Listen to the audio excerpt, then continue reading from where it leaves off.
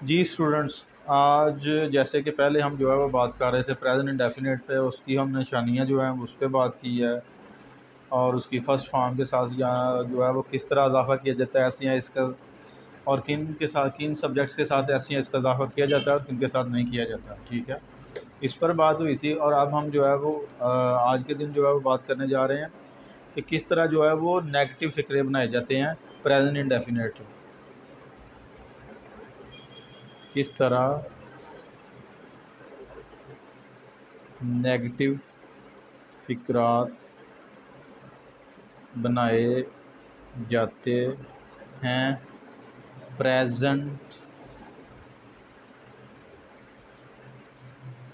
Indefinite میں. ٹھیک ہے جی، اس میں استعمال کرتے ہیں ڈو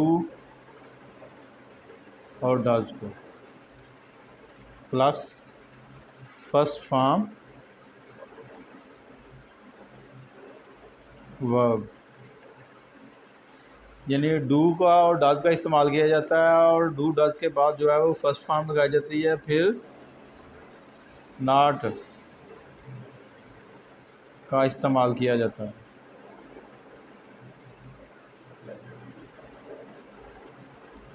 اب یہ ہے کہ آپ نے ڈو کس کے ساتھ لگانا ہے اور ڈز کس کے ساتھ لگانا ہے، اس کو جاننا بہت ضروری ہے. ٹھیک ہے،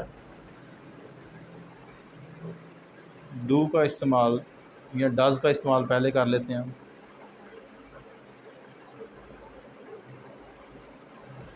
ہی، شی، اٹ اور واحد سبجیکٹ. واحد وہ سبجیکٹ ہوتے ہیں جو یہاں پر موجود نہیں ہوتے، جن کو ہم تھرڈ پرسن کہتے ہیں، ان کو جو ہے وہ واحد سبجیکٹ کہا جاتا ہے، یعنی اسلم. ٹھیک ہے، یہ واحد سبجیکٹ ہے، اس کے ساتھ ہم ایس یا اس کا اضافہ کرتے ہیں. ٹھیک ہے، آئی بھی سنگولر سبجیکٹ ہے لیکن وہ ڈائریکٹ فارم ہے، یعنی فرسٹ پرسن ہے. آئی فرسٹ پرسن ہے، فرسٹ پرسن کے ساتھ آپ ایس یا اس کا اضافہ نہیں کرتے، آپ ہمیشہ سیکنڈ اور تھرڈ پرسن کے ساتھ جو ہے وہ ایس یا اس کا اضافہ کرتے ہیں، سنگولر تھرڈ پرسن کے ساتھ. بعض سبجیکٹ کے ساتھ ڈز اور ورب کی فرسٹ فارم پلس ناٹ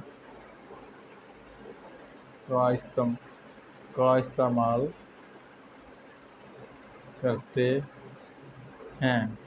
مثال سب سے اہم ہوتی ہے. ٹھیک ہے، تو مثالوں کے بغیر جو ہے وہ چیز کوئی بھی آپ کی سمجھ میں نہیں آ سکتی. وہ اسکول نہیں جاتا ہے، ہی یہاں پر ڈز آئے گا، اس کے بعد ناٹ آئے گا، پھر آئے گا verb. He does not go to school. یہ بات بھی ذہن نشین رکھیں کہ ڈو اور ڈز کے بعد ہمیشہ ورب کی فرسٹ فارم ہی لگائی جاتی ہے. جی، تو ڈو ناٹ کا جو استعمال ہے وہ ہم جو ہے وہ نیکسٹ لیکچر میں اس پر بات کریں گے. اس وقت تک اللہ حافظ.